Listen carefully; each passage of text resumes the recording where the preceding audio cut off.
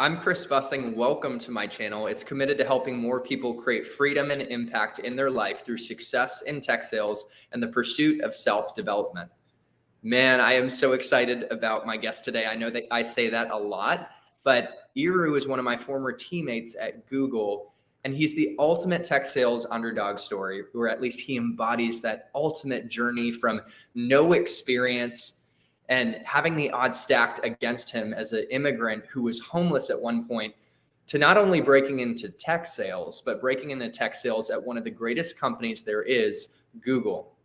So if you're someone who's been dreaming about breaking into technology sales or a company like Google, but has struggled and feels discouraged, this conversation will uplift you and encourage you on your own journey. And we're also going to dig into practical tips on how to actually break in and be successful in tech sales. So with that, if you get value out of this video, give the like button a like because the YouTube algorithm likes that and will show this video to more people who could benefit from the message, and share this video with someone who you think it could be encouraged by the message. So Eru, thank you so much for joining. And I just wanted to start out with this question. You went from homeless immigrant to working at Google for 14 years. Back at that point, when you were at your lowest of lows, would you have ever dreamed of being a top seller at Google? No, I don't think I dreamt that far. It was an exciting. First of all, thank you very much, Chris, for getting me on this. I definitely appreciate you reaching out and trying to share my story, which I think is an opportunity for others to learn from as well. And I never believed the dream was going to go that far. It was a very bumpy road. I came into New York JFK with $25 in my pocket, just one small bag I had. And next thing I knew I was not going anywhere. And mentally I was prepared before I got into JFK that it's going to be a bumpy ride. So there was no dream like working for Google. That was not just in the picture at that time. However, I knew I was going to struggle and fight all kind of odds against me. A little history behind that. My dad used to be one of the top civil servants in the richest states, then called Bender State in Nigeria. So I'd seen luxury, police guard the house, government cars, belong to a country club. I've seen the richest part of life before I came to the US. I remember telling my friends I was coming with no money because my dad got kicked out of the government because he was not one of the corrupt officials. Actually, the president then, Babangida, his wife wanted somebody from her ethnicity, I think Asaba, if I remember, to be the head of civil service. So I remember my dad telling me, not just me, my siblings, saying things are going to be different. I never could understand what he was saying. However, in no time, they cut the gardeners from working in the house, no police guarding the house. They kind of stripped us naked all of a sudden. 2 years later, I just felt it was time to get out. I wanted to go to England first or Australia because I played a lot of cricket. Cricket was my go-to thing. Nothing like cricket. And I played it to state and national level back in Nigeria. So I felt maybe there's an opportunity if I go to England, I could get a career. I went to college in Nigeria, University of Lagos. I might get a career in England or Australia. But I looked at Australia to be too far. England was just too, the economy then was really bad in '88. So I felt pivoted straight to the US. I said, focused on the US. And I got into the US, which was great. In the homeless shelter, just meeting all kinds of people. But the key thing I noticed being in the homeless shelter and my previous life in Nigeria is I believe in Christ. That's where my strength is. My Bible is here. This is the strength. Without God, you can't do anything. That's what I realized very early. With God's grace and guidance and favor, you can break any barrier. But you need to be patient. You need to be patient. You need to listen. You need to do the due diligence. So in the shelter, there was a lot. Remember a guy tried to kill me with a gun outside the shelter. Wow. And at that point, I told him to just go ahead and shoot me. I gave him, because I worked at the car wash at that time. And I gave him, I think, about $20 or so. And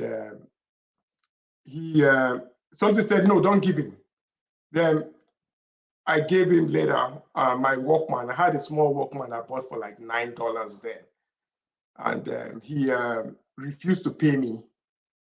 And I told him, hey, I need my Walkman back. He said he had sold it out for drugs. He was going to go to New York City and back. And after selling the drugs, he's going to give me my money back. I said, no, I don't care what you do. Just give me my Walkman back. And he brought his gun and he said he was going to kill me. And he tried to shoot me, but he did not. He said I'm a good guy and God definitely loves me. But he never paid me. But we moved on. Shortly after I left the shelter, I realized life was bigger than it all. So I decided to pivot in the sense that, doing some odd jobs here and there. But the key thing, again, in the shelter is where your mind frame is. Your mind frame is so important. In any situation, there's no difference of being rich or being poor. Your mind frame, and to those who are trying to get to the next level on their own, you got to believe in somebody, again, greater than you. Let God help you. Whatever you believe in, in my case, is Christ. He needs to take you to the next level. And that's where my belief is. I realize that without him, I can't get to the next level. The other things that come with that, we might talk about that later, but being in a homeless situation is not a bad thing, provided your mind is sound. Your mind has to be sound. You have to know your purpose. Even when you're successful, success could be defined in various words, depending on the individual. You still have to be disciplined. Whatever situation, people always say, till I get this, then I'm okay. No, it's a deadline. You will always want something else, and again, that never changes. That's just, provided you're on this earth, you're going to test, you're going to hunger for something else. So being homeless was a good experience, a rude awakening for me, but I appreciated what God did that delivered me when I was homeless. So what I heard is that in your state of homelessness, God and your faith was what gave you peace of mind, what gave you strength, and gave you what it takes to get to the next level. And that whether you're rich or poor, your mindset is what matters most. And is there anything you'd like to add to the lessons learned from being homeless? Because otherwise, I'd like to start to talk about how you discovered technology sales, because I believe that Google wasn't your first stop on the journey. But is there any other lessons learned from homelessness, or do we want to move on to tech sales? For the homelessness and anything else there, I would say people should not look down at people being homeless because you don't really know what got them there. Because I saw a couple of other guys. One guy was an electrical engineer, and he had a mental problem. And we were talking, because I love mathematics. Mathematics is my strong point. Yep. And we talked about calculus, just solving equations, And we're in the homeless shelter, we're doing all this kind of stuff, but people looked at us as if we were crazy. But don't look down at homeless people. There's a story behind why they're in that situation. Yeah, That's a great lesson. Who would think that maybe someone at the homeless shelter that I pass here in Austin might end up working at Google for 14 years and coming on to a podcast to share encouragement with people and have such a big heart. So that is such a great reminder. It's easy to make snap judgments. So how did you eventually discover tech sales? Like, let's say we're at the homeless shelter, like what were kind of the steps in the journey to get to a point of discovering tech sales and starting to actually like land your first job in tech sales? I eventually ended up moving from the East Coast. I moved to the West Coast and worked as a nursing assistant at Stanford Hospital and also Lucille Packard Hospital as a nursing assistant. When I was there, I kind of like, I like numbers. I was looking at the machines. I think they were made by HP back then. The cardio machines, just looking at the machines, helping the nurses calculate some numbers. They were shocked at that time. Like, what are you doing here? What are you doing here? You have all this knowledge. I said, well, it's a temporary situation. I'm good, but interested enough, and I've come to realize sometimes in life, things are not going to change. You're going to be there for a while. And I was there for about 7 years, and I kept asking myself, what am I doing here? What am I doing here? 7 years I was there. But the key thing is regardless of what you are doing, you have to love what you do in that moment. And that's something we might talk about later, hopefully. Nothing brings joy to you than enjoying what you're doing in that moment. Whatever you expect is going to come, but that moment is crucial. You're going to learn a lot. And what I learned from being in the hospital, I know this is different from the question you're asking, is I took a lot of kids to the morgue when they pass out, eventually die. They come in, 50% of them on the oncology unit never survived.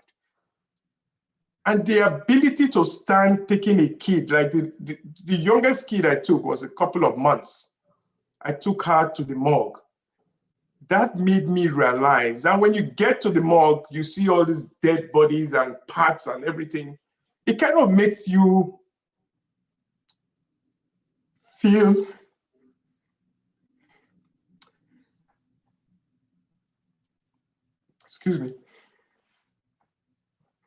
there's something greater than you. We argue over little stuff. It does not really matter. Life is so short. Life is so precious. We take it for granted. And that's what I learned at the hospital, that life is short. Enjoy the moment because you never know when you're going to be gone. And it was a rude awakening for me because I felt I was everything. I could live, I could do what I wanted to do, but I realized quickly that's not what life is all about. Life is short, and don't complain. Don't think you can never get there. You will get there by God's grace. You have to believe and let God bless you. After a point, I was there for 7 years, and I told my mom died in 1999. I went back to Nigeria, came back, and I quit. I said, I'm not going back there. That's the end of it all. And I met somebody at the Christmas party at Stanford, and the guy came up to me and said, hey, I see you're talking to every person. I want you to come work for us. I said, okay. So I went there as a recruiter for Robert Half. And for some reason, the interview went well, but the guy said I had an accent and the customers are not going to receive me. He never told me that, but my friend who eventually became very close told me that was the feedback. Then he goes, why don't you just go into accounting? I said, okay, perfect. That's a good opportunity. So I went there, I took the test for the accounting, and I got 60%. The guy goes, first time you're taking this test, you're getting 60%? He said, take it again. But I've taken accounting in college way back in Nigeria, you know, but it's the same principles. I took it again, I got 80%. He goes, I think you're ready to go. So guess what? He sent me to one company, and I just worked my way from that company as a junior accountant, just doing general ledger, payables, receivables. Eventually started doing budgeting down the road within a short time. So I moved, then they sent me to this company called Exos Software. Exos Software was a spin-off out of SAP. SAP does the implementation. Exos Software comes behind after the implementation, and we do the archiving. Nobody could beat Exos Software when it comes to archiving. We were the best of the best when it comes to SAP and archiving behind. EMC was the only big boy then that could come behind, that we were behind. Apart from EMC, Exos Software was the deal. So I was there for quite a while, for I think about 1 or 2 years. And my boss got jealous of me in the sense that he cut my commission. I was in the accounting team, and he saw that I was talking to people a lot, and he goes, wow, you keep talking to people. We need some help regarding our receivables. Can you help me? I said, oh, definitely. First month I was on the receivable team, I brought $4 million. The previous guy who was there brought $1 million. I brought in $4 million. And he said, wow, how do you do it? He said, I'm not surprised because I see you talk to all kinds of people outside our company. Everybody's coming to talk to you. Why are they coming to talk? I say, well, it's about reaching out to people. You can't be siloed, period. You just, in life, you have to like reach out to people, greet them, talk to them, find out their problems, find out how you could help them. Same thing, people do that to me as well. So why can't I also reciprocate, do the same thing to them? So after I started bringing some serious cash flow, I have a Corvette. He saw my Corvette. This was in 2000. And he goes, oh, you're making too much money. I'm going to go ahead and reduce your commission. Reason why he did that was there was a kid who he told me about in his church who came to the hospital from China. And you remember I'd worked at the hospital, so I know what it takes when a child is in that hospital. The parents are in a mess. And he reached out to me to help contribute to help the parents. So I said, definitely, because I know what it is for that child and the family to be in that hospital. So I gave them $3,000. And he goes, wow, you're giving $3,000? I say, yes, because I've been there, I know the situation. And that's why in life, when somebody is going through something, you've never been through it, shut up. Shut up. You don't have the knowledge, you don't have the experience to talk. A lot of people just talk bluntly, stupidly. No, shut up, you've never been there. I've been there, I saw 50% never make it at the beginning. Later, they eventually die, most of them will die. But I gave them $3,000 and he was shocked. He comes back and he slashed my commission two quarters later. So I told the CFO, I said, hey, this is not right. The CFO said, I will talk with him. He did it again, and I told him, I'm done. I left. I just quit.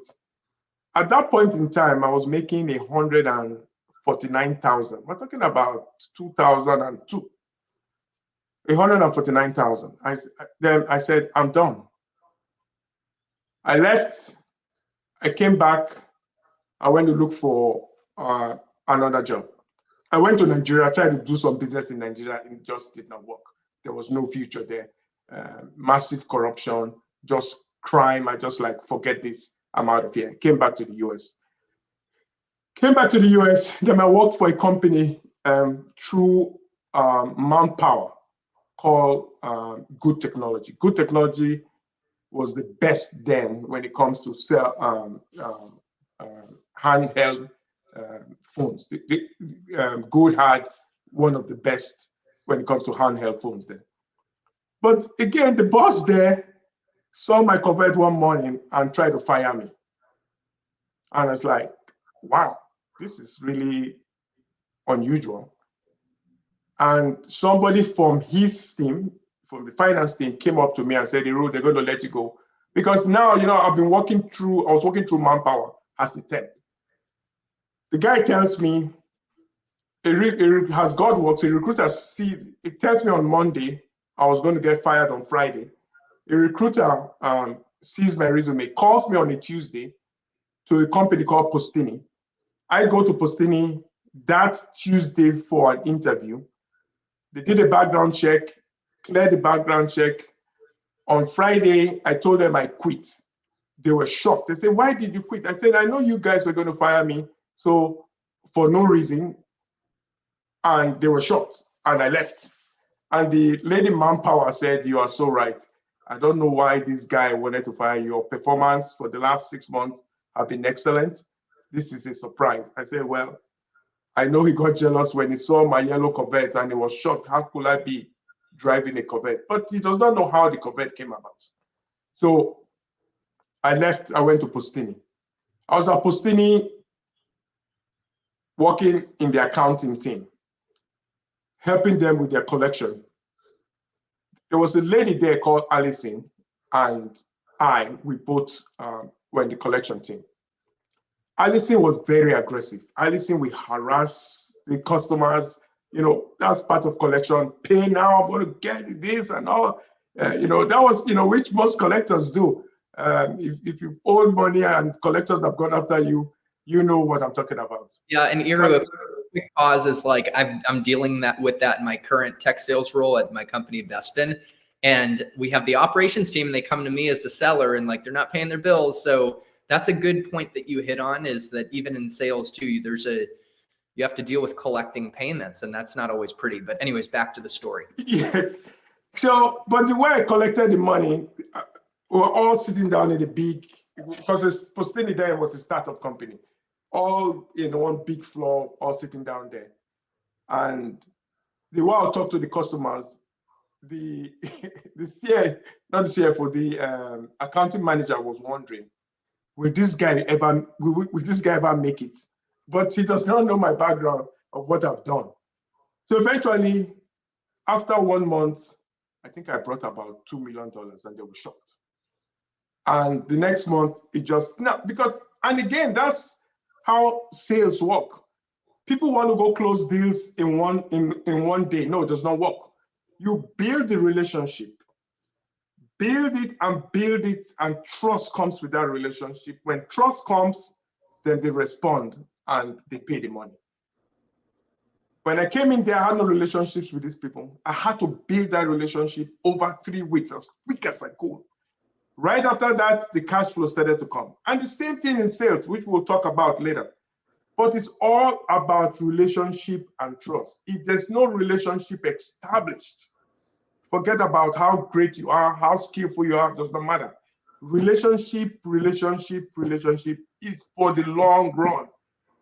It's not for just today. No, it's for the long run, longevity. It's all about longevity in sales. At the end of the day, they trust you, they believe in you, they're going to buy, period. There's no doubt about that. But I learned that on the collecting side before I moved to sales. So I knew that's the way to deal with individuals. So all of a sudden, an opportunity came. And another thing most people don't do, trying to go to the next level, you got to go talk to higher people above you. I was talking to the president. I was talking to finance guy. I said, hey, I need a job in sales. So I need a job in sales. You got to open your mouth. You got to speak. If you don't talk, how will they know what you need? It will never happen. I was talking to every person. Another thing is knowing the product. The next thing is I made friends with the sales engineers quickly. I listened to them when they're talking. how they're solving problems, and also knew the product. The product is key in sales. I don't care what you're selling. If you don't know the product, just pack your bag and just move away, period. Don't wait for the sales engineer to help you sell that product. You're wasting time. The sales engineer has his role, but you have your role also. You are more like a sales engineer, but not a full-fledged sales engineer.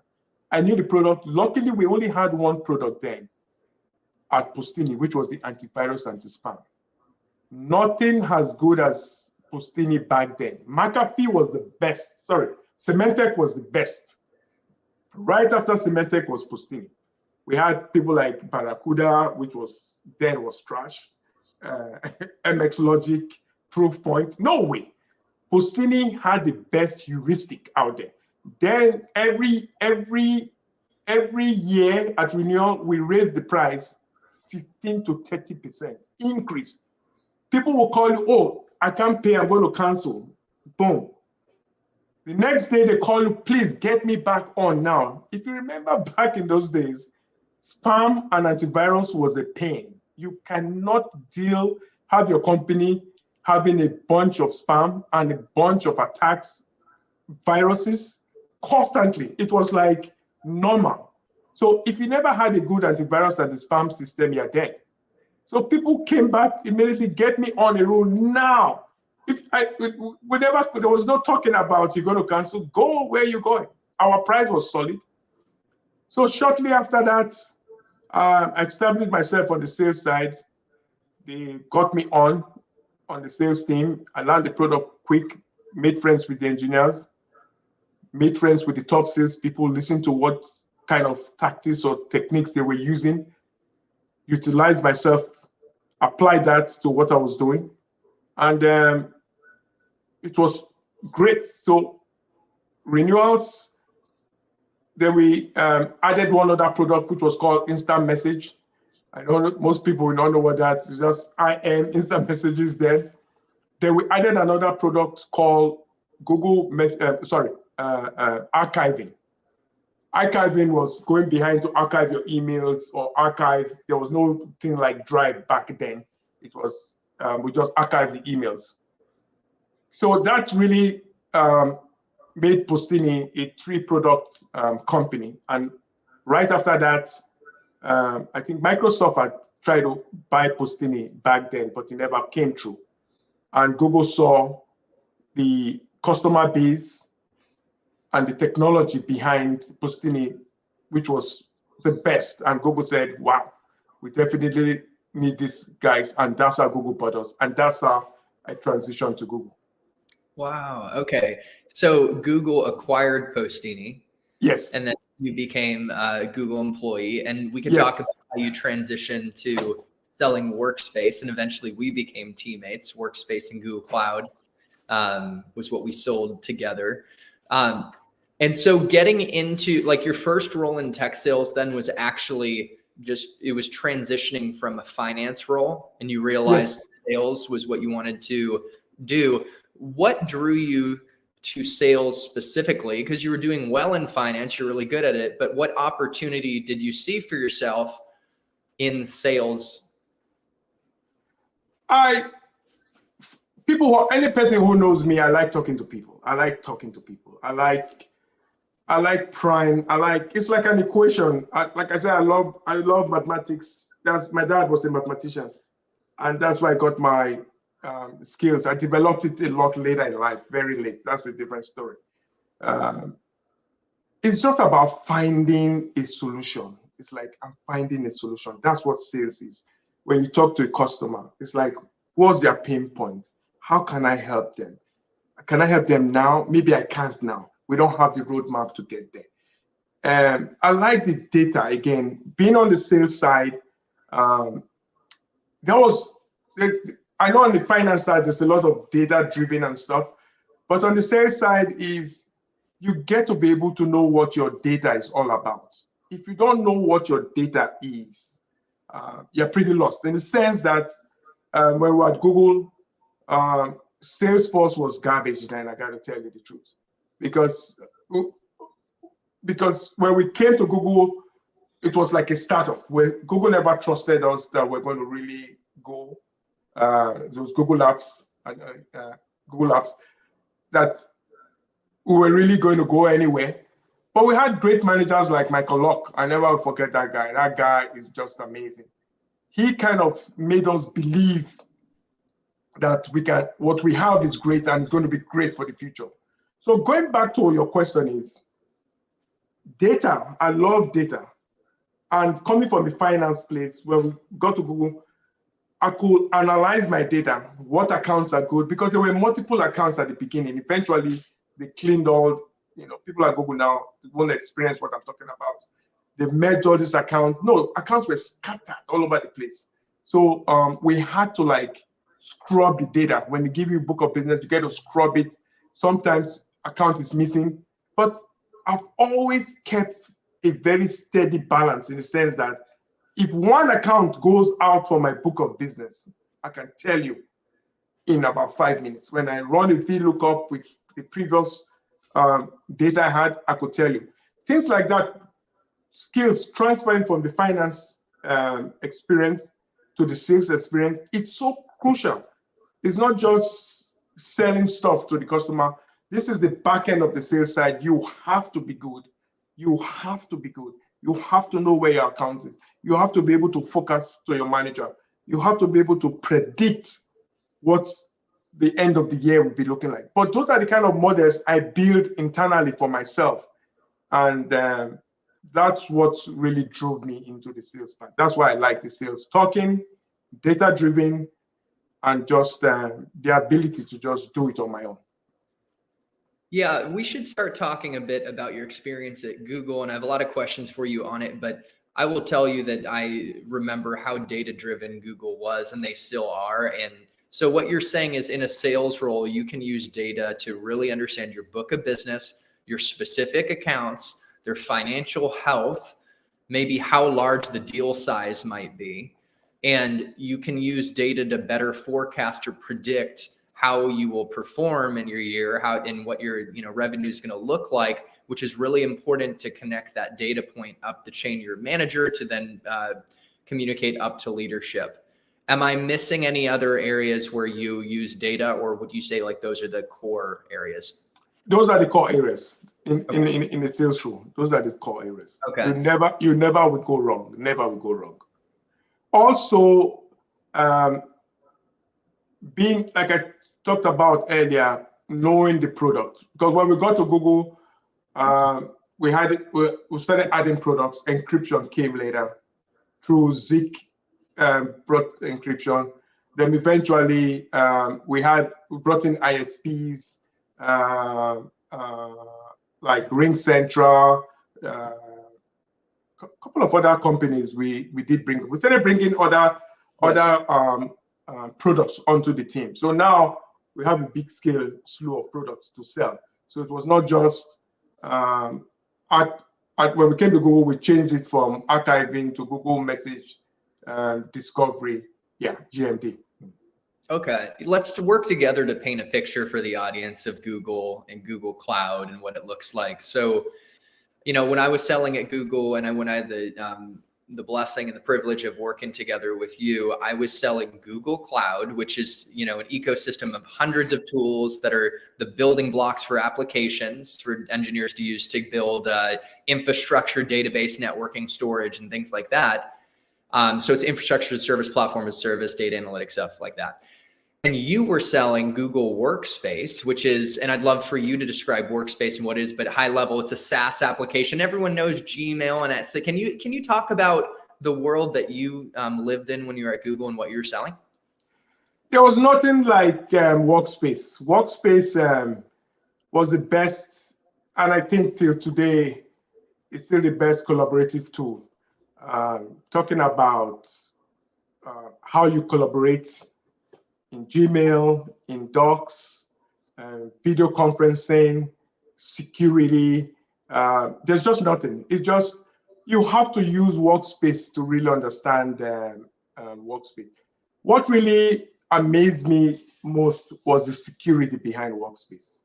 The security behind Workspace was just amazing.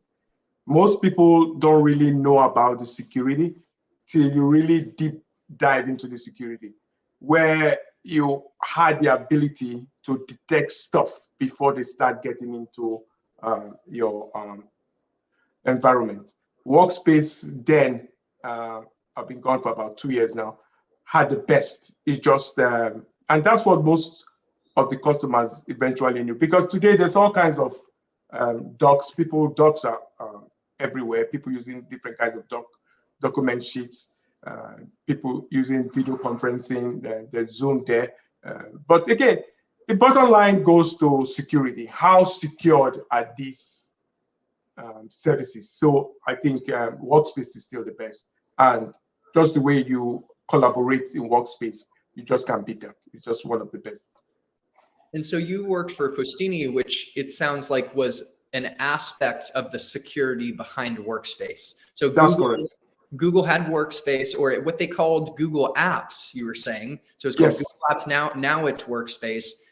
And they saw Postini, they acquired Postini to bolster their security strategy. Is that accurate? Anything else you want to expand on how? And the customer base, because the Postini customer base was just ridiculous. Because we covered the whole world, coming to companies like UBS, Merrill Lynch, Fidelity. We had all the big boys. It just, the customer base was solid. When I mean solid, was solid because of the infrastructure behind, the heuristic then behind Postini was just, you just could not take it away. Nobody could come close. Yeah. So Google not only bought Postini for the technology, but maybe most importantly, for the customer base. All of a sudden, they have, by acquiring Postini, access to these monster companies, which is, it's interesting to think of how larger companies do that. Obviously, companies like Oracle, other big companies, make strategic acquisitions to not just get the technology and engineering talent and the people capital, but access to a new customer base and more revenue. So, okay, I wanted to ask you about your first manager at Google. It seems like you were saying they were an incredible manager that shaped you in your career. Is that true? And could you tell me about why they were a great manager? My first manager at Google was my manager that we brought from the Postini side. Okay. Lisa Sosa, I remember her name, Lisa Sosa. God bless that lady any day. She was just amazing in the sense that she knew how to manage people. She was very secure of herself. She knew the product. She never micromanaged the team.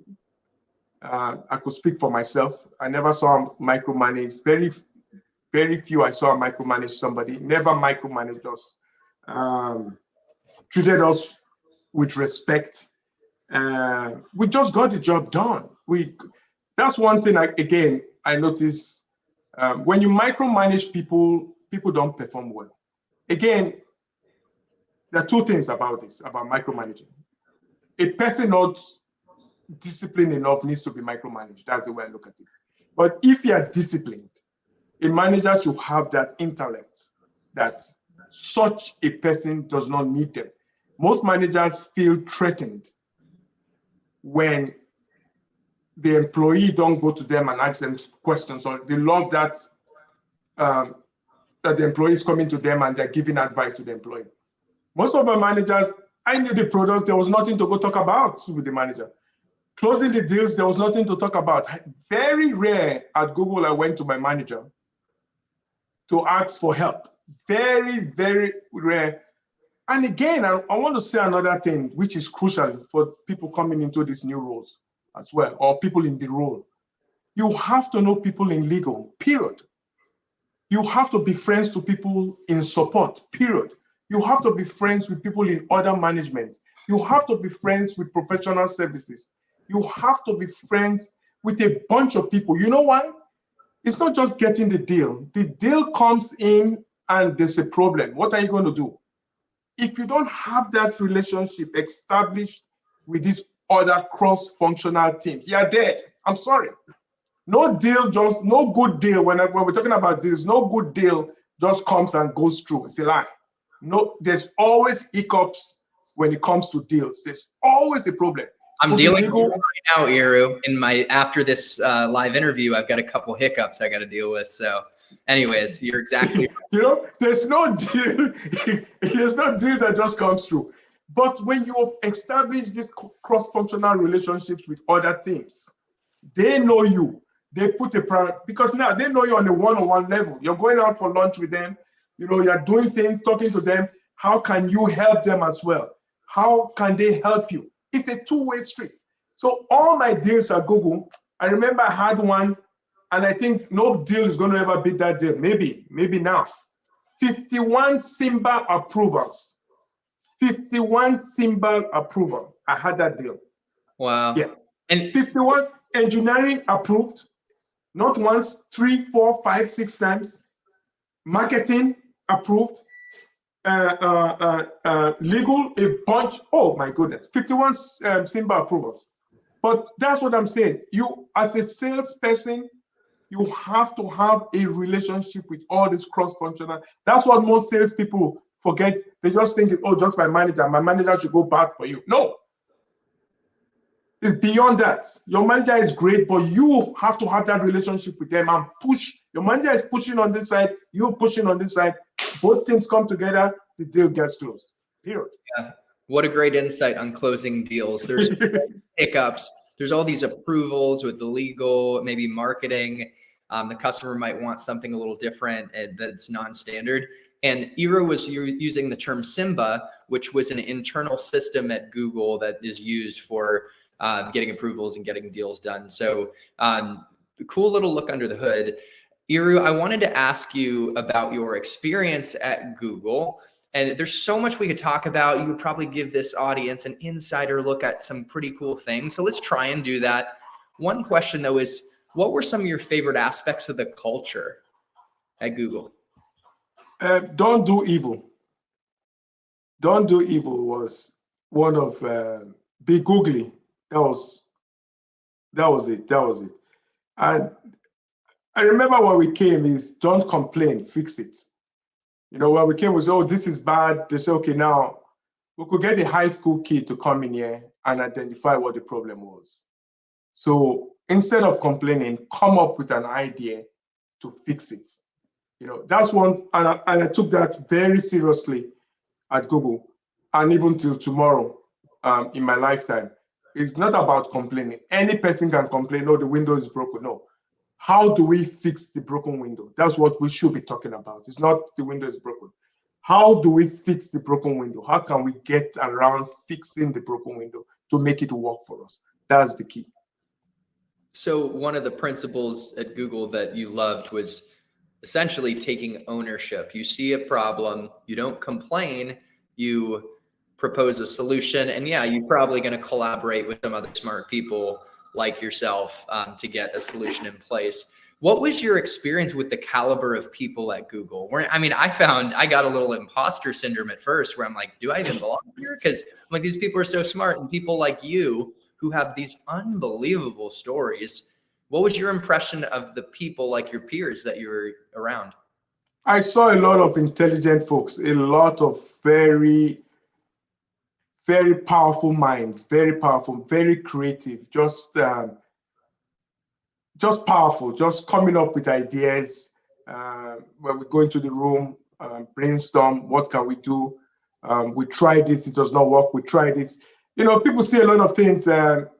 We tried a lot of things, but people, they only see the end result of what works. You know, but before this, we've tried A, B, C. A/B testing. It's like, try this, it does not work, it failed. I remember one of my bosses then, Thomas Goran, he always say, the earlier you fail, the better you are. If you're going to try something, you better fail early. You got to fail early and don't waste your time. So, you know, we tried a lot of things. A good amount of them did not work, but a good amount of them brought tremendous result upside to what we did. So you're saying a lesson learned was fail early, like the very early. And so Google, what I found is embraces failure. Like we had failed, didn't we? So that was a pretty good thing. Were there any other aspects of googliness that stood out to you? You know, because everyone's like, what's googliness? They look for googliness. And were there any other specific things that maybe made you googly, or that you appreciated about the term googliness and what that meant? It's just the respect for one another. When the respect for one another was very important there, was very important overall, was very important. In as much as, you know, I had my own drawbacks I had some very bad managers and the experience was bad. But overall, the respect for one another was solid, was very solid. Yes. Yeah, the respect for one another. You hit on a good point. Like, having been at Google myself, not as long as you, but for 3 years, you know, I had some great managers. I also had some managers that just weren't, like, I won't say the best I ever had. And that's the reality. Like, even a company like Google, nothing's perfect. Nothing. It's a world of imperfect people. And so is Google. But man, I really enjoyed some of the benefits on a different note. Yes. You get paid well, right? And we get reserve stock units, get some stock, right? Yes. And then there's the other benefits, but like, how would you don't have to like share anything you're not comfortable with, but like overall, what are your thoughts on like the level of pay that you get at Google and the stock versus other companies? Do you think they do a pretty good job of taking care of their people? Overall, I'm a little biased when it comes to that. I think it depends on your manager too. Again, goes back to your manager. Your manager could make you or break you, period. That's just the way it works at Google. Depends on your manager, your relationship with your manager. Your manager could make you or break you. So you went through a lot of performance reviews, right? At Google, we would have perf. Yes. And then we'd have to, could you walk the audience through kind of like what that was like? I mean, a lot of people felt like there's definitely pressure, right? Google's a high performance place. They expect results. But what was your experience with just that overall process of perf, or performance reviews? Perf was a measuring stick. That's how I look at it. Every quarter matters on the sales side. If you did not meet your number when we originally came, and kind of moved this a little bit further, your performance has to be excellent every quarter. Next quarter, we'll look at it. So if you've done bad in 2 quarters, the door is pretty open for you to walk in. They're going to let you go. That's just the way it works. Yeah. I was very fortunate. I performed excellent all through my 14 years at Google. Unbelievable. I performed over and beyond all through my 14 years. I knew I had no choice but just to outperform constantly. And that was God's grace. And that's why, again, you know, like I say, my Bible year, God really blessed me that I was never on probation. Nobody, they only called me once when I had a bad manager, and she said I needed a coach. And my mind is, a coach? What are we going to talk about? And the coach, not that any person does not need a coach, but the way it was set up, I knew she was trying to ridicule me. And we got into this meeting with the coach. And in 5 minutes, the coach told me to explain what I do and how I close my deals. And I walked the coach from start to finish in less than 5-10 minutes. The coach said, can you just go? I don't think I need to coach you. You really get what it takes to close the deal. And but that was from a bad manager.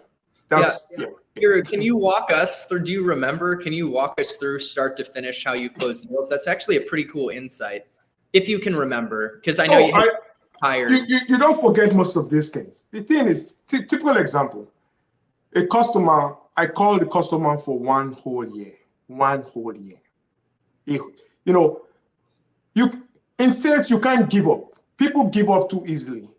But this comes to my background of coming into the country, just struggling. You get to keep punching the door. Good example, I'll go back to the story quickly. Somebody that has a sign, you have gas. Let's go back to the old school, not electric car now. You have gas in your car. Your tank is full. you're driving. You see a gas station. Do you care about the gas station? No way. You get to half tank. When your tank was full, I had a sign up there saying, buy gas, please, buy gas, buy gas. You see me, you don't care about me. Your tank gets halfway. I keep raising my sign, buy gas, buy gas. Not yet. You get a quarter. You keep seeing me, buy gas, buy gas. Who do you think when you get to empty, you're going to go to? You're going to remember me. I've been the guy waving to you, buy gas, buy gas, buy gas. Other people don't, I've never, they wave once and they dropped, but I kept waving. You're going to come back to me. And you were call this too. Sorry? I'm sure you were friendly about it too. You weren't too. Oh, with joy. I'm here. I got your back. I can help. Exactly. With joy. I waved and waved. I called this guy for 1 year. One day he picked up the phone. I never forget. 4:35, I think about 4:35, just before 5. He picks up the phone. Hello? I said, hi, this is Eru. He goes, how can I help you? I said, I've been trying to get a hold of you, but thanks for picking up the phone. That's how I started the conversation. We talked about politics. We talked about soccer. We talked about golf. We talked about family. We spent an hour. We're not even talking about Google right now, product. We just kept talking. And I told him, I said, hey, this is what we do. This is the product we have. We feel you will need it. Because I've been fortunate to work for companies that people need the product. Like in Google, you need the product then when I was there. You need it. We're not forcing you. It's just a matter of time. Something's going to hit your environment. You're going to come to me. And I told him straight out, you need the product. He goes, why? I said, because of X, Y, Z. Security-wise, you're open. You're not collaborating well. You're spending money on users who don't need to be there. So, and the key thing in sales, I never forget that, you have to bring in a partner. Most people think they can do it themselves. I don't know the culture now. A partner is a lot more helpful than doing it yourself. The reason why is, like for this customer, I brought in Worcester. God bless Worcester team, Matt Worcester. I brought in Matt Shank? No, Matt Shank was there, but the founder of Worcester. And quick pause, guys. Like Worcester is an implementation partner and consulting partner for Google Workspace, right, Eru? Just to give context. Yeah. Right. So I brought in Matt Worcester. They got Pearson. They got this guy a demo account. They got him all what he needed, because I can't easily scale without a partner. That's another thing most people fail to realize in a sales role. I had Sada as well, but Matt Worcester was my main go-to. To scale as a sales guy, you get to bring in the partner team to help you scale. If not, you're wasting your time. And bring in a good partner who really understands the product and are willing to sacrifice for you. Matt came in and his team, they took care of business. Before we noticed, the deal was about 1.something million. Wow. Like that. But it took a year to get this customer. And it took us about 6 months to do the implementation, because we had to strategically line everything up for them to get going. And most people, go ahead. Were they migrating from Microsoft, the competition, to Yes. Okay. Yes. But that's what it takes. Relationship. Yeah. I always told myself that with enough persistence, the impossible becomes possible. And I quote that all the time. It's a quote from the CEO of Sun Microsystems, Vinod Khosla. And clearly that's something that has been embodied in your life, to go from homeless to eventually finance and breaking into tech sales and making hundreds of thousands of dollars. That didn't happen overnight. It took grit, passion, perseverance, and showing up. And then to close a X $million deal after over a year of reaching out and just being the friendly guy waving at the gas, right? That was such a good metaphor. So if anything, that is so encouraging to me to just keep showing up and to just keep going. Peter. Now, I know Eru, we have, I always say Eru, by the way. Would you prefer, is it Eru? Oh, anyone is good. Yeah, I know you're talking to me. We got 5 minutes left. This has been so packed with value, and I even teared up. We had a beautiful moment. I've never had a moment like that was so authentic and from the heart. I'm so glad you talked about that experience with those kids, taking them, I think you said, to the morgue. So I want to finish up on any other, words of encouragement you have for the audience, especially around someone who has been trying to achieve a goal for a while, particularly getting into tech sales. We know some people that I've introduced you to that have been for a long time. They see this opportunity to get into tech sales and open up opportunities, and hasn't come easy. But what would you say to them? Like I say, you got to believe outside yourself. It's not you. It got to be beyond you. It's not you that is going to make it happen. In my case, I believe in Christ. That's where my strength comes from. Eru can't do it alone. It's like I was talking about the partner. You can't do it alone. The partner needs to help you get there. Most individuals are always thinking, oh, I'm smart. I got it down. I know it. I have all these certificates. I've seen a lot of people at Google that never moved anywhere. They just could not do anything. I saw a lot of smart people, but they just could not get their deals across because they wanted to do it by themselves. They felt so pride. It's so powerful. Yes. Pride. You got to take that pride away. Humble yourself down. Calm down. Give an opportunity for somebody to help you. Don't be ashamed. They're going to laugh at you. So what? You're getting your deals done. You're getting your career going. Open your mouth. Another thing, you got to love yourself too. Some people are too hard on themselves. They just beat themselves down. No, you can't go forward with beating yourself down. It does not work. You got to embrace yourself. You got to love yourself. You got to try. You got to just keep trying, because when you love yourself, other people see it and they want that love. I remember back in Google, people would come and sit. I remember we were 3 of us, Paul, Sonia, Irina, I can't remember Irina's last name. We had a small cubicle there. And we were always laughing, but we were closing deals, but we were happy. People would just say they just want to, when they're stressed out, they just come and they're not doing anything, they just sit down there. And we're working. But because of the joy and the love, which most people don't have, you will never succeed. You will never progress. You got to love yourself. Wow. Another thing is, go ahead. Oh, I love that. Yeah. Period. You got to love yourself. Don't think when you buy the car, when you buy the house, when you take the trip, all these conditions, before you get happy. That's a deadline. You got to be happy in the moment you are in. Like I said earlier, when I was homeless, if you saw me, you would think, wow, why is this guy happy and he's homeless? No, that's the joy. That's my position now. I'm going to remain there for a short time. It's going to change. I got to be happy in every moment. There are goals, there are things I want to get in life. I've not gotten them yet. I'm still working towards them.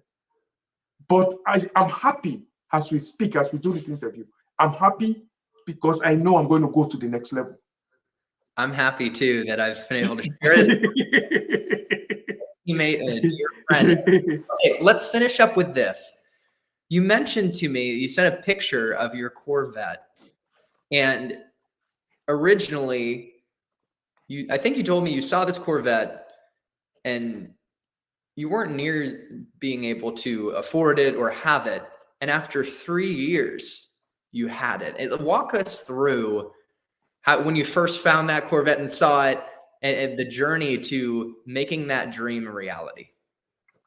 So in 1997, I was driving on the Freeway 101, Northern California, and I saw this red Corvette. All of a sudden, it just zoomed past me. I'd already seen in the magazines, but never seen it physically.